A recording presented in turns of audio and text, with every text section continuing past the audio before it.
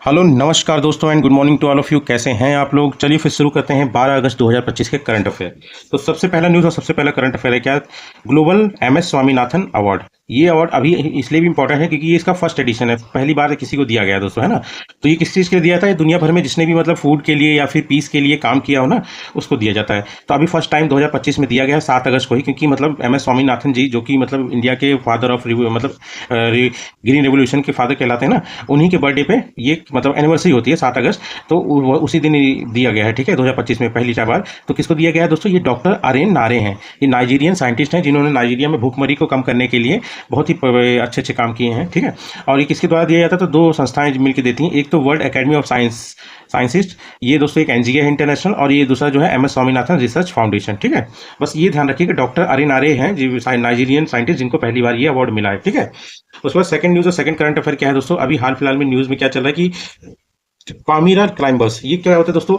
जैसे कि आपने देखा होगा, एक सेकंड रुकिए दोस्तों। हाँ, ये देखिए दोस्तों, ये वाला पेड़ देख रहे हैं आप? ये जैसे बिहार में इसको ताड़ी का पेड़ बोला जाता है ना, ताड़ी बनाया जाता है, ठीक है। इसको पामीयारा मतलब तमिलनाडु में बोला जाता है, ठीक है।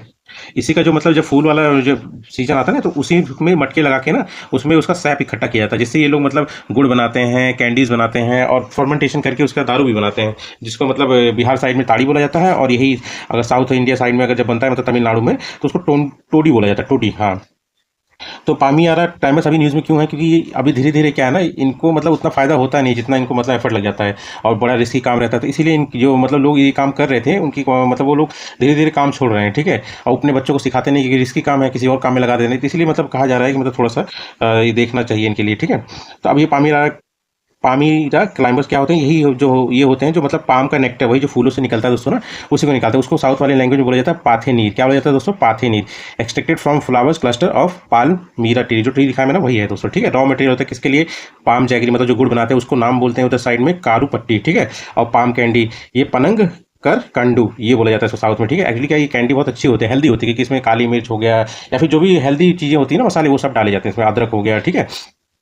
और एक बात ध्यान रखना दोस्तों, ये जो पामीरा है ये तमिलनाडु का स्टेट ट्री है, स्टेट ट्री, ठीक है। अभी इसके जो सैप और जो ये जो निकालते हैं सैप, नेक्टर जो निकाला जाता है, ये सिर्फ 5 महीने ही रहता है। बाकी अगर जो इस काम में लगा है तो बाकी साल क्या करेगा, इसीलिए भी थोड़ा थोड़ा इसका क्रेज खत्म हो रहा है धीरे धीरे, है ना। अब इसमें एक चीज़ ध्यान रखना दोस्तों, यहाँ पे जिस जिस मतलब मिट्टी के बर्तन में इसको इकट्ठा किया था, उसको कोट किया जाता है लाइन से, चूने से लाइन किया जाता है, ताकि उसमें फर्मेंटेशन ना हो। क्योंकि अगर उसमें फर्मेंटेशन होगा तो वो दारू बन जाएगी, उसको कौन सी दारू बन जाएगी? टोटी बन जाएगी, ठीक है। इसीलिए उसमें लाइन किया जाता है। बाकी इसके मतलब हेल्थ बेनिफिट बहुत हैं इसके, जो मतलब ये जो इकट्ठा करते हैं इसका, ठीक है। और इसमें जानने वाली बात क्या है दोस्तों, एक उडनगुडी प्लेस है दोस्तों तमिलनाडु में। वहाँ का जो पनंग करूपति है, पनंग करूपति वही गुड़ जो है, वो काफ़ी फेमस है, ठीक है। और इसीलिए उसको GI टैग मिला, मतलब कोई भी इसके अलावा मतलब इसको यूज़ नहीं कर सकता है, ठीक है, मतलब टैग को, ठीक। तो मतलब ओरिजिनली इसको सर्टिफाई दिया गया है कि ओरिजिनल और मतलब थोड़ा एक क्या बोलते हैं डिफरेंट तरीके से बनाने वाला गुड़ जो है क्वालिटी के साथ, यही वाला है, ठीक है, पनंग करूपति उडनगुडी की, ठीक है। उसके बाद थर्ड न्यूज़ और थर्ड करंट अफेयर क्या है दोस्तों? अभी क्या है, हाल फिलहाल में थोड़ा बहस चल रहा है ना। बहस क्या चल रहा है कि मतलब जैसे कि इलाहाबाद के एक मतलब जज हैं, है ना, प्रशांत जी नाम है उनका शायद, ठीक है। उन्होंने उनको क्या किया कि सुप्रीम कोर्ट से क्या है कि उनका जो फैसला दिया गया था ना, उसको मतलब निरस्त कर दिया गया, और कहा गया कि अब आने वाले जब तक ये रिटायर नहीं हो जाते, मतलब रिटायर होने तक ये क्रिमिनल केसेस नहीं देखेंगे, ठीक है। तो इसमें क्या दिक्कत हो गया, मतलब दिक्कत क्या है आप समझिए दोस्तों। सुप्रीम कोर्ट ऐसे किसी जज को मतलब अपॉइंट नहीं कर सकता है हाई कोर्ट के, कि मतलब आप क्रिमिनल केस देखेंगे या आप कोई और ये नहीं देखेंगे, वो नहीं देखेंगे, वो डायरेक्ट नहीं कर सकते। ये काम है दोस्तों हाई कोर्ट के जो चीफ जस्टिस है ना, उनका काम है। मास्टर ऑफ रोस्टर कहा जाता है, ठीक है। मास्टर ऑफ रोस्टर मतलब क्या होता है? तो chief justice of high court होंगे, उन्हीं के पास ये एक्सक्लूसिव अथॉरिटी है डिसाइड करने की कौन सा जज कौन सा केस देखेगा, ठीक है। ये सुप्रीम कोर्ट के मतलब क्या बोलेंगे, उनके पावर के अंडर में नहीं आता कि वो किसी हाई कोर्ट के जज को मतलब बोलेंगे कि मतलब आप ये वाला केस देखेंगे या वो वाला केस देखेंगे, ठीक है। जब ये थोड़ा सा मतलब कि बात वो आगे बढ़ी, तो सुप्रीम कोर्ट ने बाद में माफी भी मांगी, ठीक है, हमको मतलब हम नहीं है इसके लिए अलाउ, आप ही देखेंगे इसको, ठीक है। इसमें दो चीज और उठ के आई है दोस्तों, एक है जुडिशियल डिसिप्लिन और एक जुडिशियल ओवररीच। देखिए, जुडिशियल डिसिप्लिन का मतलब हुआ है कि सुप्रीम कोर्ट में मतलब चाहे तो आ सकती है अगर कोई सीरियस मिसकंडक्ट हो या फिर इंस्टीट्यूशनल हार्म हो, ठीक है, बहुत बड़ा ही क्राइम टाइप का कुछ हो गया या कुछ बहुत बड़ा बेकार फैसला हो गया, तो उसमें वो इंटरफेयर कर सकती है, ठीक है। बाकी जुडिशियल ओवररीच मतलब होता है जैसे कि मतलब अगर जैसे ये मास्टर ऑफ रोस्टर है, ठीक है, इसमें जो चीफ जस्टिस ऑफ मतलब हाई कोर्ट को अलाउ होता है कि मतलब वो सारी चीजें देखेगा हाई कोर्ट के लिए, ठीक है। अब वो उनको छोड़ के अगर सुप्रीम कोर्ट क्रॉस कर दे अपनी लिमिट को, तब मतलब ये जुडिशियल ओवररीच कहा जाता है, क्योंकि मतलब ये कॉन्स्टिट्यूशनली मतलब प्रोटेक्टेड किया गया है कि मतलब हाई कोर्ट के जो जजेस का मतलब काम है वो chief justice of high court ही देखेंगे, ठीक है। तो जुडिशियल ओवररीच क्या है, तो directing roster changes can be seen as crossing into administrative domain of high courts which is constitutionally protected. मतलब वही है, मतलब जो रोस्टर होते हैं उनको डायरेक्ट करना कि आप ऐसा करो वैसा करो, है ना। ये हाई कोर्ट का जो मतलब पावर है उसका मतलब उसकी पावर कोई रही नहीं अगर वो कहने लगेगा, ठीक है। तो मास्टर ऑफ रोस्टर तो रहा नहीं वो, ठीक है। चलिए चलिए फिर fourth news, fourth current affair क्या है दोस्तों, halfway into talks for global plastics treaty consensus remains elusive. Actually क्या है दोस्तों, इसका मतलब मैं बता रहा हूँ आपको, ठीक है। बहुत सिंपल सी बात है। एक्चुअली क्या है ना, सबने मिलके एक मतलब कमेटी बनाई है, ठीक है। मतलब इंटर गवर्नमेंटल मतलब डिफरेंट डिफरेंट कंट्रीज ने। इस कमेटी का काम बस इतना है कि एक ऐसा इंटरनेशनल लॉ लाना, मतलब इंटरनेशनल ट्रीटी या फिर लॉ बनाना जो कि मतलब लीगली बाइंडिंग हो सब पे, ठीक है। और जो मदद करे हमारी प्लास्टिक पोल्यूशन से लड़ने में, समझ रहे हैं दोस्तों, एक a legally binding international treaty to fight plastic pollution. इसका मकसद सिर्फ इतना ही है, ठीक है। और इतनी बहस हो गई है अभी तक, 2025 हो गया, 2022 से अभी तक देखिए 2025 हो गया, कोई एक सिंगल ऐसा लॉ ला नहीं पाए, क्योंकि कोई ना कोई कंट्री अगेंस्ट हो जाए। जैसे इंडिया बोलती है हम अपने प्लास्टिक वाले को नहीं कर सकते हैं क्योंकि बहुत बड़ी इकोनॉमी चल रही है, वैसे ही ऐसे करके मतलब अभी तक कोई सिंगल फैसले पे मतलब किसी का कंसेंसस नहीं हुआ है। मतलब सबने अपना क्या बोलते हैं उसे दोस्तों, मतलब अपना पक्ष नहीं रखा है इस चीज पे, ठीक है। अब इसका फुल फॉर्म क्या है दोस्तों, INC, inter governmental negotiating committee. इतना बस ध्यान रखना, इसको क्रिएट किया था यूनाइटेड नेशन एनवायरमेंट प्रोग्राम, और जहां पे इसका हेडक्वार्टर है वहीं पे इसका भी हेडक्वार्टर जिनेवा स्विट्जरलैंड, ठीक है। और पर्पस वही है to develop a legally binding international treaty to fight plastic pollution. बस इतना ध्यान रखिएगा, किसके लिए है, प्लास्टिक पॉल्यूशन से लड़ने के लिए एक ऐसा लीगली बाउंड मतलब ट्रीटी बनाना जो कि मतलब सभी कंट्रीज के ऊपर लीगली बाइंड हो, मतलब जरूरी हो उनको करना, ठीक। फिफ्थ न्यूज और फिफ्थ करंट अफेयर आ जाता है दोस्तों, वर्ल्ड गेम्स 2025। ये अभी हाल फिलहाल में न्यूज में क्यों है, क्योंकि अब ये 7 अगस्त से लेकर 17 अगस्त तक चाइना में होगा, ठीक है। चेंगडू चाइना में, ठीक है। ये 12वां एडिशन है दोस्तों। इसको ऑर्गेनाइज कौन कर रहा है, इंटरनेशनल वर्ल्ड गेम्स एसोसिएशन। बस इतना ध्यान रखिएगा, इंटरनेशनल वर्ल्ड गेम एसोसिएशन का हेडक्वार्टर कहाँ है, लुआसने स्विट्जरलैंड में, ठीक है। अब स्विट्जरलैंड आप देखेंगे, स्विट्जरलैंड एक बार देख लीजिए, आपको ध्यान रह जाएगा। ये देखिए दोस्तों, ये है आपका यूरोप, यूरोप में ही अगर आप देखेंगे तो ये फ्रांस है, और फ्रांस के जस्ट मतलब ईस्ट डायरेक्शन में देखेंगे तो ये स्विट्जरलैंड है, इसकी राजधानी है बर्न। अब इसको ऊपर से जर्मनी भी टच कर रहा है, ठीक है। नॉर्थ में, एक मिनट देखिए, इसको मैं से कर देता हूँ, ध्यान रहेगा, ठीक है। इसको नॉर्थ में देखिए फ्रांस भी टच कर रहा है, और उसके बाद थोड़ा जर्मनी भी टच कर रहा है। ईस्ट में यहाँ पे एक लीचटेनस्टीन कंट्री है, ठीक है। और उसके जस्ट नीचे में है आपका इटली, स्विट्जरलैंड का, और इधर तो फ्रांस है ही, ठीक है। तो इसका है और कहाँ है हेडक्वार्टर दोस्तों, जिनेवा स्विट्जरलैंड, ठीक है। अब उसके बाद आता है वर्ल्ड गेम 2025, ठीक है। यही मैंने बताया ना कि तो इस कहाँ होगा ये, चिंगड़ू चाइना में, ठीक है। और इंटरनेशनल वर्ल्ड गेम और एसोसिएशन, इसका भी हेडक्वार्टर लुआसने स्विट्जरलैंड में, ये दोनों चीज़ है, ठीक है। मैं इसको पढ़ा रहा था, उधर चला गया।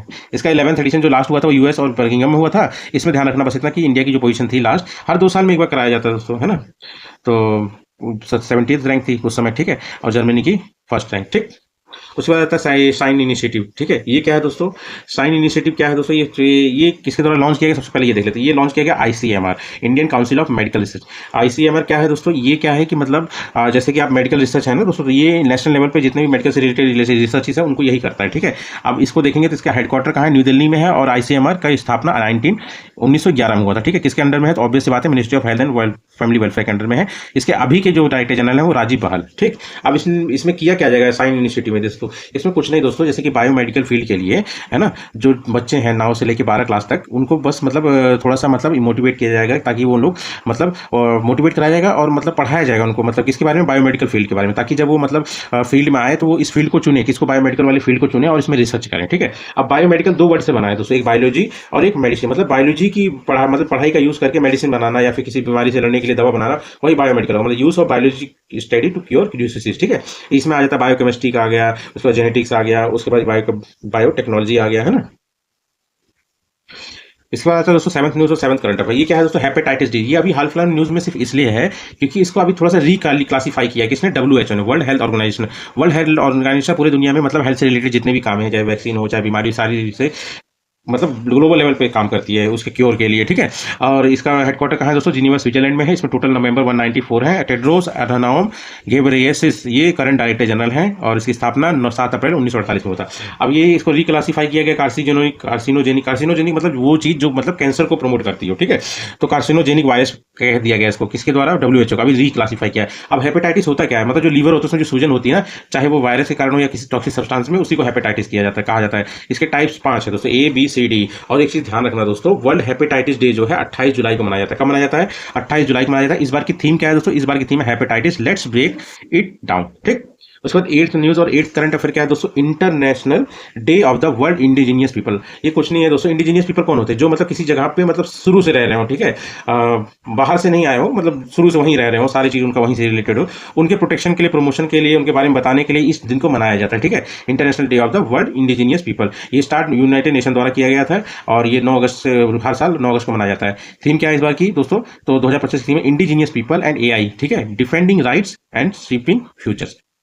ध्यान रखिएगा दोस्तों, इनकी लैंग्वेज को बचाने के, इसकी इंडिजीनियस पीपल्स जो होते हैं उनकी लैंग्वेज को बनाने के लिए, बचाने के लिए 2019 में international year of indigenous language भी घोषित किया गया था, ठीक है। फिर नाइन्थ न्यूज़ और नाइन्थ करंट अफेयर क्या है दोस्तों, एक बुक है। अभी एम एस स्वामीनाथन जी का मतलब जैसे 7 अगस्त को बर्थडे है, तो बहुत सारी चीज़ें इनसे रिलेटेड आई, ध्यान रखना, ये आ सकता है, ठीक है। ये बुक काफी इंपॉर्टेंट भी रहती है क्योंकि एम एस स्वामीनाथन जी पे है। तो M S Swaminathan, the man who fed India, ठीक है, the father of green revolution in India, ठीक है, इन्हीं के ऊपर ये बुक है। किसने लिखा है दोस्तों, तो ये प्रिया बड़ा जया कुमार ने लिखा है, ठीक है।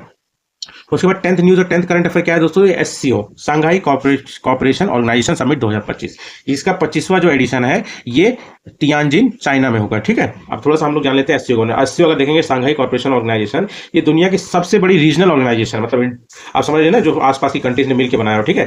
और ये अगर देखेंगे तो एरिया वाइज ये जियोग्राफिकली 24% ग्लोबली कवर करता है और पॉपुलेशन वाइज तो 42% कवर करता है ना। और दोस्तों अगर इसके मेंबर देखेंगे तो इसमें 10 मेंबर हैं, ठीक है। 10 मेंबर में आपका इंडिया हो गया, चाइना हो गया, पाकिस्तान हो गया, रशिया हो गया, कजाकिस्तान हो गया, किर्गिस्तान हो गया, तजिकिस्तान हो गया, उज्बेकिस्तान हो गया, ईरान और बेलारूस, ठीक है।